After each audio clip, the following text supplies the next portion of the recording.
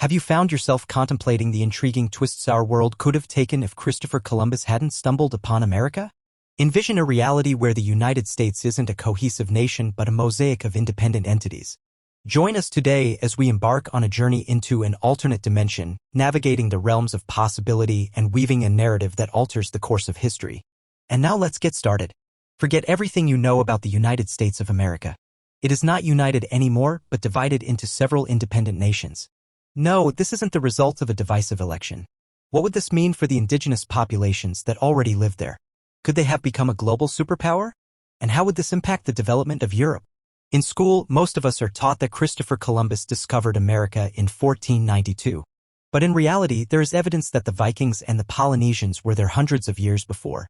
And most importantly, we can't really say he discovered anything when there were already millions of people living there. But Columbus arriving in America did spark massive amounts of exploration and colonization that led to the world as we know it. So if he never arrived in America, would colonization still have happened? Before we go too far down the alternate history route, let's set a few real historical facts straight. First off, before Columbus arrived, the Americas were not just sparsely populated wildlands with tribes wandering through them. Instead, there were actually more people in the Americas living in complex and highly organized societies than there were in Europe. All of the communities had rich and mature cultures and established languages.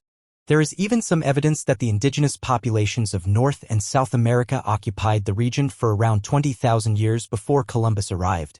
Since time immemorial, they had diversified so greatly in terms of culture that they spoke approximately 300 different languages. But that all changed when Columbus and the European colonizers arrived. A study from England's University College London found that the European colonization of the Americas indirectly contributed to the deaths of about 56 million people by the year 1600. The study attributes the deaths to factors including introduced disease, such as smallpox and measles, as well as warfare and societal collapse. If the Americas had never been colonized by the Europeans, not only would many lives have been saved, but also various cultures and languages. Through colonization, the indigenous populations were labeled as Indians, they were enslaved, and they were forced to abandon their own cultures and convert to Christianity. If it weren't for this oppression, the indigenous nations would have continued to develop and progress. Modern-day California would be the most densely populated region, but the entire continent would be divided into different nations, much like Europe and Asia. Smaller tribes would get swallowed up by larger ones, and borders would continue to change throughout history. But one group that may have emerged as a dominant culture over the others would be the Iroquois. They were known as one of the strongest nations due to their successful agricultural practices and their ability to invade other nations. If Columbus hadn't brought colonization over to the Americas, then the Iroquois would probably have continued to grow their nation and surround much of the Great Lakes area and the Mississippi River. And our geographical borders wouldn't be the only things that would look different in this alternate timeline. Our diets would too.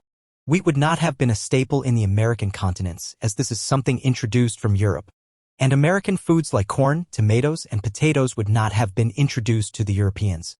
But in all honesty, even if Christopher Columbus didn't sail the ocean blue, America would have likely still been invaded. The age of exploration, beginning in 1450, had many nations looking for new lands to conquer and goods to exploit. So eventually, someone would have stumbled upon it. Nowadays, the only new worlds yet to be discovered are in outer space. If we find one we can live on, let's take a lesson from our history on Earth.